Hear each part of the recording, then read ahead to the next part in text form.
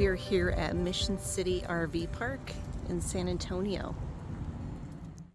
Hey, I'm here to ask you a really interesting question as we go into this next series, Wanting More in 2024. So what is that for you? What is it that you're wanting more of in your life? Think about that for just a second. And now I'm sure your mind says all the things that are getting in the way of you obtaining that. Well, this is why I'm here, of course, to offer you ways with amazing talents for my Wanting More in 2024 series. And my first guest is Dr.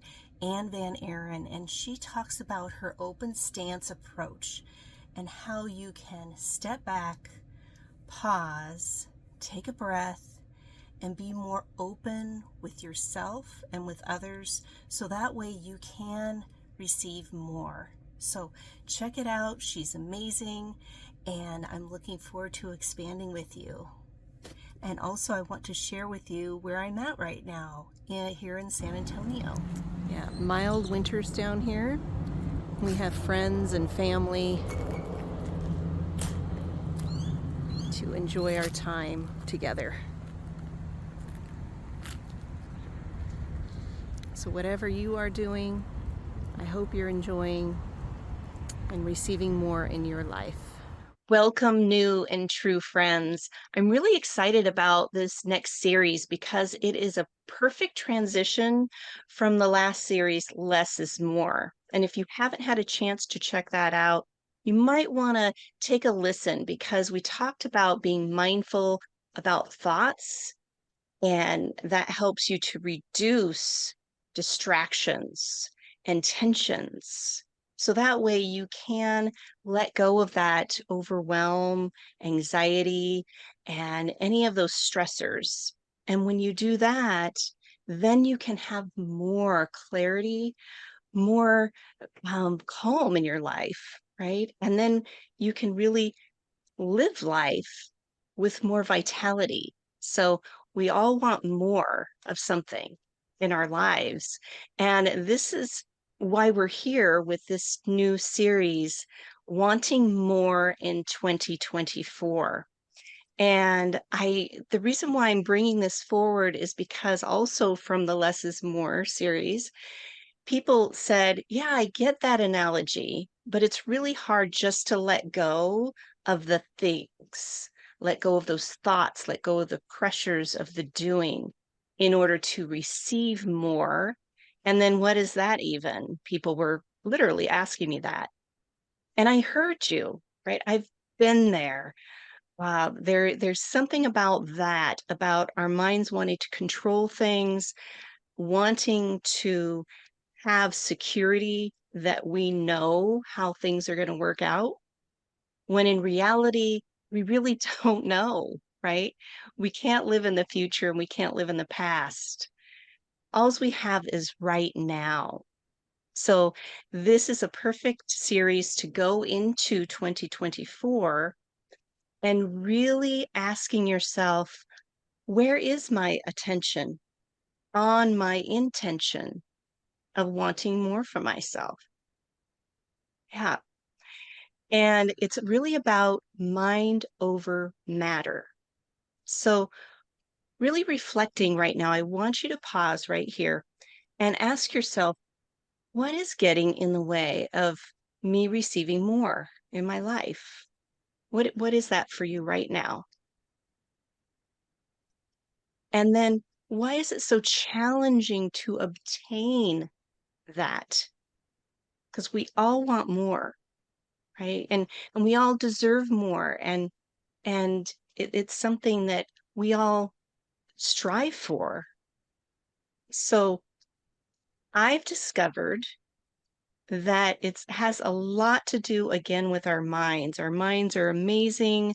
They're really good at protecting ourselves, right? So they talk about belief systems. They keep telling you the old beliefs about yourself, or what I say, BS, because that's what it is. It's your belief system. It's BS that you keep repeating to yourself of why you can't do this. I want this, but nope, I can't because of that. And then that leads into our behaviors. Our minds are hardwired to take the easy way out. It is. It's scientifically proven, and that's why it's so challenging to implement new behaviors, new things that we are wanting to do for ourselves, such as, I'm just going to say, physically fit, right? People want to get fit. They want to be healthy. They tell themselves, I want to go for a walk, or I'm going to start yoga, or whatever that is to bring more health into your life. But then at the end of the day, it doesn't happen. And it's because the brain just will continue to work through those neural pathways. That is the easiest thing for you to do, which is the old behaviors. And then also another part of it is maybe unrealistic goals, setting goals really high for yourself, and then only getting about a third of the way there and then beating yourself up because you didn't obtain those goals. So it all starts with you and being able to be mindful of your thought patterns, of where your attention is on your intention. And so that's why another reason why I'm so excited about this series is because to kick it off, I've invited Anne Van Eron here today with us, and she's going to talk about exactly that, your mind over matter, and to help you identify with what's getting in your way. And Anne draws on scientific brain research, also combined with her 30 years of coaching to bring forward her tested and proven Oasis conversation process that has helped numerous people to move past their old BS and achieve mind-opening conversations with others and themselves, which is truly, as I say, working from the inside out. A little bit about Anne Van Eron. She is the CEO of Potentials and has worked with teams and organizations worldwide, which include the United Nations, the World Bank, CVS Health, Ford, and numerous others. And what sets Anne apart from other coaches is how she supports people in creating positive and productive relationships by applying an open stance, which she'll unpack for us here, and enhancing awareness using her, again, that Oasis conversations process, which I'm also excited to explore and expand with you here today. So welcome, Anne. Thank you for being here for this series. I'm very excited to have you here. Well, thank you. Thank you, April. I'm excited to be here with you, and I fully endorse all that you've just said and how important it is for us to become aware, self-aware, and connect with our body and our mind. So beautiful.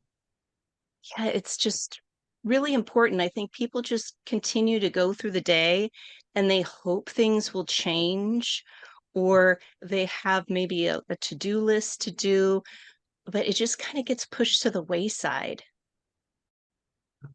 Yeah, my whole life I've always had pages and pages of goals, and I've worked through what you said so much too. Why is it that I'm not achieving what I want to achieve? And so I think it's a great plan that you're doing for this year, trying to, all of us want more. How do we, work on a process to have more? It's excellent. Yes, and if you don't mind, can you, just as you perfectly said that you've had your own challenges and wanting more and just questioning why it wasn't happening for you, how did you, just work through that, or um, Yeah. be able to recognize what was happening? Because that's very challenging too, to catch it, right? To Yeah. catch those That's the thoughts whole and thing. behaviors. That's the whole thing. I think you're absolutely right. That's self-awareness, and then the awareness of others is the critical piece. I mean, I've worked on this since early childhood, because I grew up in a family where my two parents were both good people, but they fought each other all the time. They both thought they were right. They hated each other, and it was a difficult environment to live in. And I kept on, from the very beginning of my life, said, hey, why is it that they can't, shift? Why is it they each feel they're right So that's kind of been a journey I've been on forever. Why do people get locked into their mind and thinking what's right versus, seeing different perspectives, being open to each other, and having a good relationship and experiencing all the benefits of relationships, and harmony and connection. So I've been on this journey my whole life, honestly, and been I've tried every possible process I think that's out there myself, honestly, too. And I finally, for myself, found that the mind, it's what we all have, this list, we all have intentions, but we can't change just in our mind. And exactly what you said, we have to become self-aware, which is very hard to do because we're in our own worlds. How do we become aware? And the amygdala is, why can't we change? It literally feels like it has to, it's always gauging like a thermostat. Are we comfortable? So it becomes comfortable with what we've learned. Like in my case, learned, anxiety, stress, discomfort. And in a sense, I stayed often early in my life, at that, always experiencing the stress. And I learned, finally, to how to begin to start paying attention and noticing it and realizing I can gently shift. So the process I've developed is very simple. We know it all, but it's practicing and building the neural pathways it's basically building a habit. I'm sure you agree with this, building a Oh, most habit. definitely. And it's hard to do, but it's so worth it. Of how to notice. So I think the world would be better, what I say, is taking an open stance. If we could notice when we're contracted. So we all have grown up in environments like mine, or we all think we get into, our body says we're right. And that's the most important thing. How do we catch ourselves? We think we're right. And then we learn that even in school, right? Oh, we get 2 + 2 is 4. Oh, great. We get an A.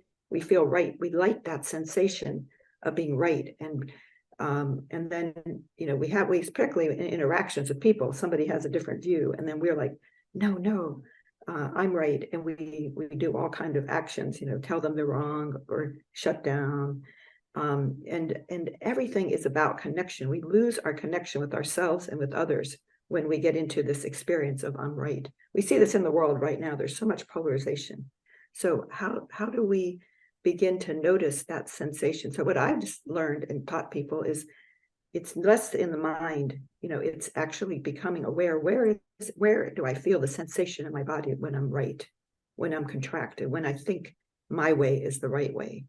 And that's not easy. I work with a lot of leaders, all over the world, and sometimes it takes some time they're like, body. I used to think I was just a bobbing head. I had no clue that I had cut off most of my, except some negative ones, most of my other awareness in my body. I basically just said, I was thinking, I overrode everything using my good mind. Yeah. And I was rewarded for that too, like, hey, you're doing good in school, you're doing good. And so, but we're losing a lot of information.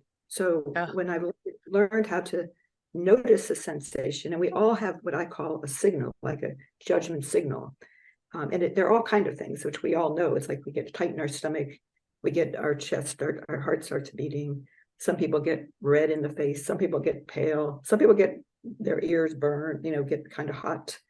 Some people start, fidgeting. If we can begin to learn our signal, and then we can, stop, step back, and shift, and that's the process. It's simple. Stop. It's noticing. It's like, oh, there, I feel something, or I feel like I'm yes. right. I feel like I'm right, and I want to tell that person, or I want to leave, or I want to. So it's catching ourselves, and that's the hardest part. Stopping, stepping back, breathing, and cooling down, stop, stepping back, cooling down, and then shifting to this open state. And as we build that pattern of connecting to the open state, then we see possibilities. We see, we have a better quality of life. We have more, in our interactions and in our other pieces. Yes, and it helps to open ourselves up, because it sounds like to me what you're saying is, with that amygdala, that, and I've talked about this before, it's that fight, flight, or freeze that's activating your sympathetic nervous system. And so then you're going to contract. because it's Yeah. protection. You're getting ready for something. And I really, really love how you said, you know, where is it in my body that I'm feeling right or I need to validate something? And then how is that, right? So the awareness of the body in that moment of that contraction, because that's when you're heightened. And then, Exactly. yeah, stepping back, taking a breath, and just acknowledging what's happening in the body. So that helps to dissipate the charge. Because if you're Right. not aware, you're going to keep going. Exactly. People are, they're going to keep Yeah. beating their drum. They're going to try and convince others about Yeah. something, or just shrink and shut down and say, okay, yes, you're right. And, I don't want any confrontation, so it's just how we've learned to survive in Exactly. environments where we didn't feel safe and supported. And Exactly. we're And then, yeah, our amygdala has learned then that's the way to go. And we then just keep on doing it in all of our interactions, all of our experiences. We keep on acting out. We don't know, we can't see what we're doing. So I think that's the big part I try to show with managers is, and people I work with is everybody is having a different life experience. I know you teach this. So we're all each having a different, based on our backgrounds, our histories, we're seeing the world differently. And we can be curious and open to hearing what others say. It's actually very interesting and exciting if we don't or feel threatened ourselves. Instead, we're all trying to push our way, why my way is right. And everybody's way is right from their perspective. But if we can engage in conversations, if we can have the intention of listening and being curious and not threatened, then we can have a conversation and co-create a solution, that's going to work for people. Instead, right now we have a world where we're all polarized and we're getting in our corners and we're mm, talking about each other and not. So it's really not creating harmony or connections. And everything is about connections. We thrive when we, from childhood on, we all, and even at death, people say, what's the most important thing in your life? What do you regret? And they regret not having better relationships. It's relationships that give us our sense of meaning. All the research shows on mhm. our connections with people give us a sense of joy, connection, happiness. So we're losing those connections and this is in the workplace, in the home, in our communities, when we're so polarized and being right. So we're addicted to being right, really, sometimes. So how do we, and we can build the neural pathways, as you've talked a lot in your Mhm. programs. And it's really by coming back and noticing, oh, and it really doesn't take that much. It's having the intention, this is your whole work, having the intention to want to be aware, and then bringing ourselves back and saying, oh, yeah, I notice. And it's enlivening. It's It really, it's is. yeah, It is. people, It is very fascinating, and the enlivening, because then you can see past your own BS. And right, it sounds so exactly. funny to say, but Yeah, some people might think of eating crow or like it's a negative, but no, when you're in that open curiosity of, I want to learn about me, I want to forge and have good relationships with myself first and foremost, and then that ripples out to other people. So that way, when you are in those moments and you're like, okay, I'm going to do the open stance, I love that, and step back, become more open. Oh, then you can notice like, oh, it's me. It's not them. It's me. And so how can I shift this a little bit to where I'm understanding that person more? And when you are open to understand and open for communication, then people can literally feel it. You change your energy. You change absolutely. how you are connecting, and then people feel safe and they Yeah, feel that they can open and have that conversation with you. It reminds me of the book, Crucial Conversations, right, and how yes. they talk safety first, right? You need to make sure you're safe and other people feel safe.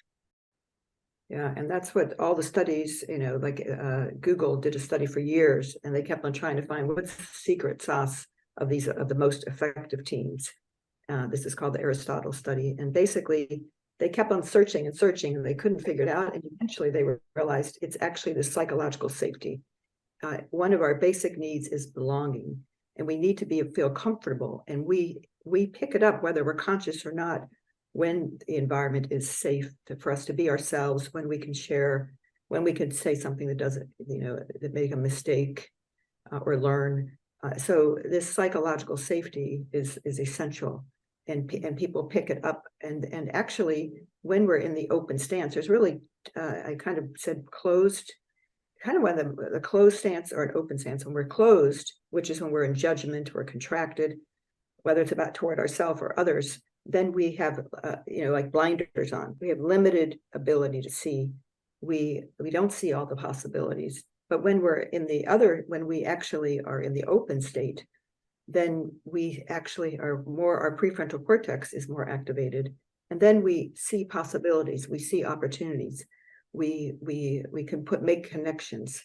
So it's literally a different part of the brain is more activated when we're in this open stance. So understanding, am I closed or am I open? That's the question one of my questions I always ask myself, am I open or am I closed? Like throughout the day, are you open or closed?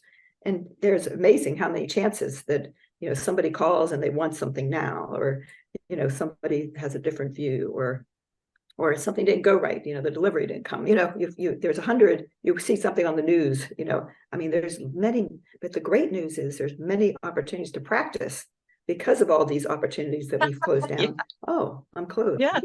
Let me shift. You can actually build that muscle much more quickly by just paying attention to a couple of days of life, maybe it takes a few weeks, but having the intention. And I think the biggest thing for leaders I work with is I start with this idea of respect. You think everybody knows about respect, but we all really, it relates to psychological safety. We want to be respected and valued. And we pick up little clues. And the interesting thing is we all have different definitions of respect, but we don't know that. Like I think everybody should be on time. But some people didn't learn that in their families. That wasn't so important. And we say, there are a lot of saying hello. There are people in the workplace sometimes that don't say hello. They think they're being respectful because they're not interrupting people. They maybe come at different times, but they fail to maybe share why they're not sharing. They just think everyone should know I'm being respectful. But other people think, well, they're not respectful. They don't even say hello. So we have so many. But then we don't know how to have these conversations, which is why I developed Oasis, is because that we don't have the conversations about, hey, I noticed that you didn't say hello. And they would say, well, yeah, I don't like it when people interrupt me when they come in at different times in the morning. So I think it's better that we don't kind of interrupt in the morning. Or I grew up in a family where we didn't say hello till after 10 when my mother had her coffee. Then we're like, oh, that makes sense. But we don't ask these things. We just assume.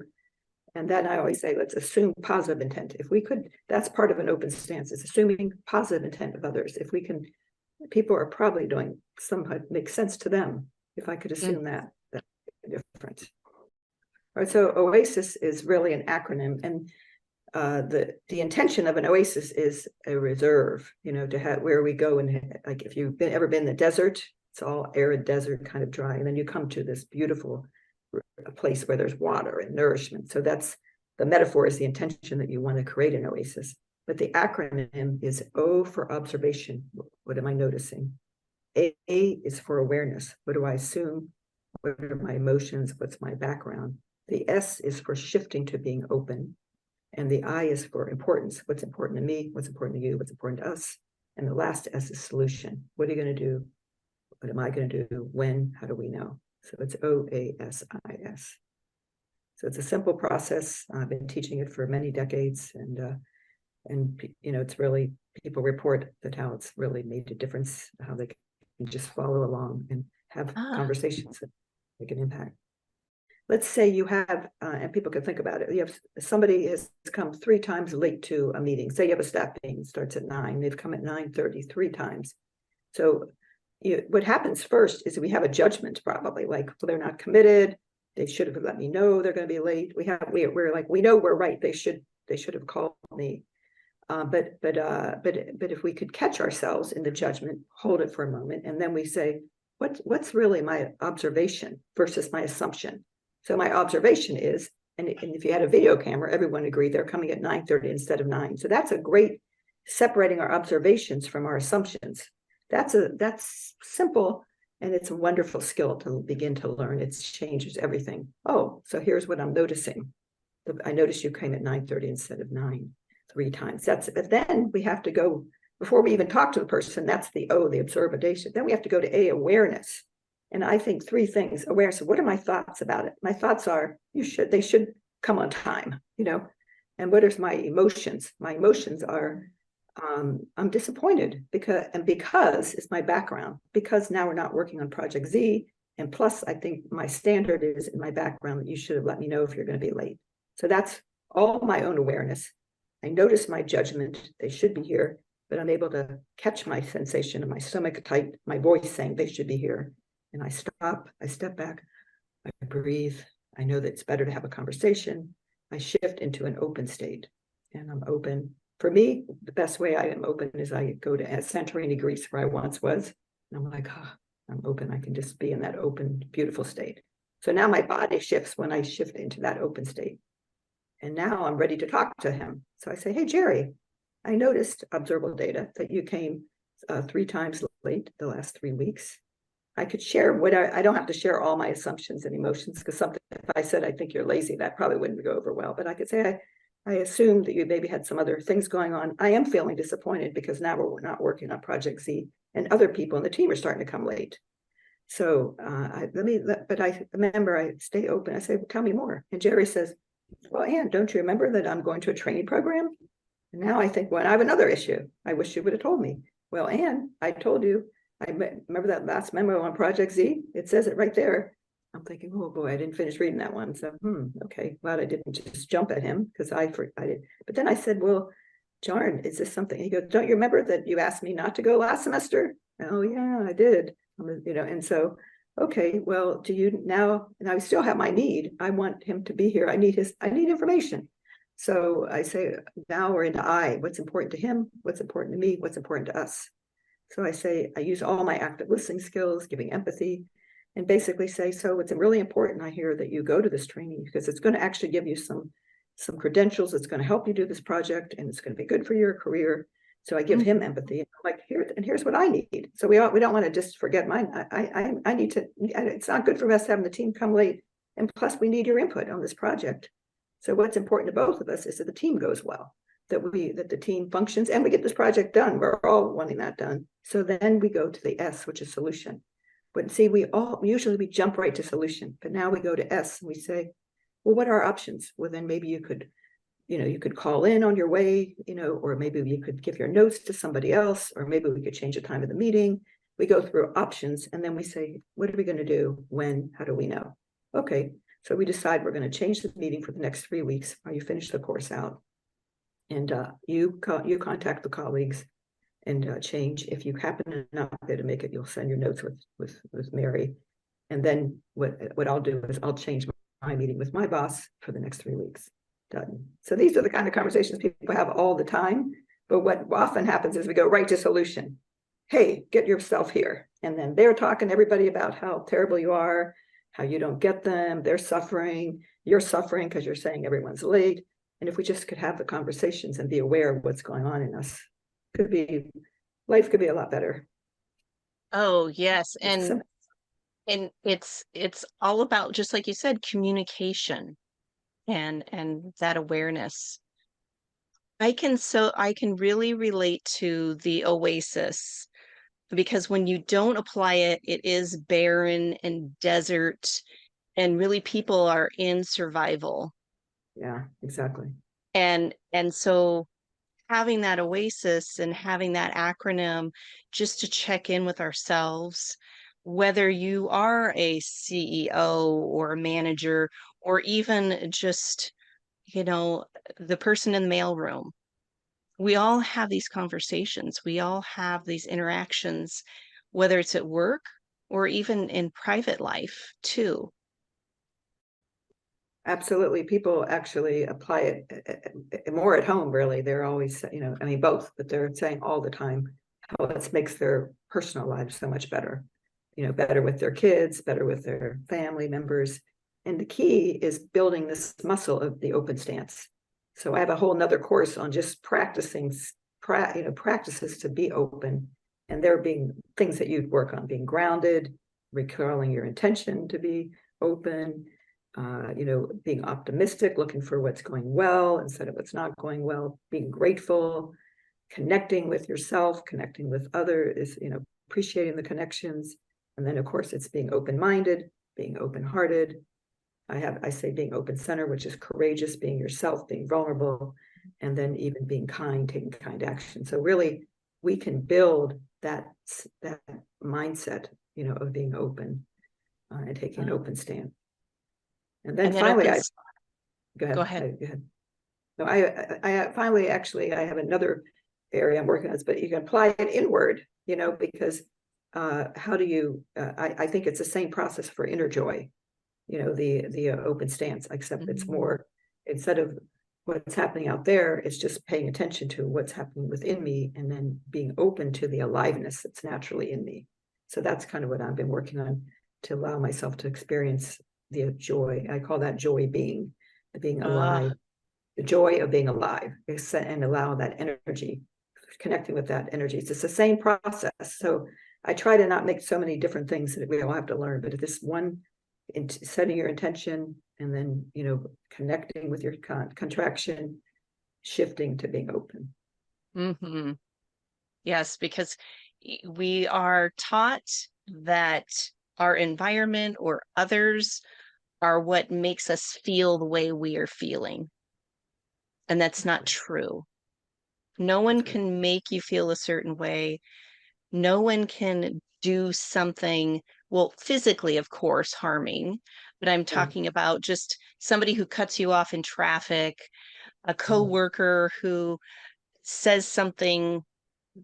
ambiguous to where you fill it in, then that's the judgment. So no one can make you feel a certain way. I'm sorry, people. People might get Yeah. mad at me. Yeah. I can't make you feel that way. Yeah. That's But right. it's really about, and I remember one of my other guests, Rachel Pitchford, she says, protect your peace. So Exactly. going inward and really building that relationship with you, so that way you don't have to look outside yourself to have other people validate your worthiness or the values that you have. Yeah. Oh, wasn't Anne great? That's why I broke it down into two parts. So leave me a comment. Let me know what you enjoyed. Let me know your curiosity of applying the open stance and what you're looking forward to receiving more in 2024. We'll see you in part two.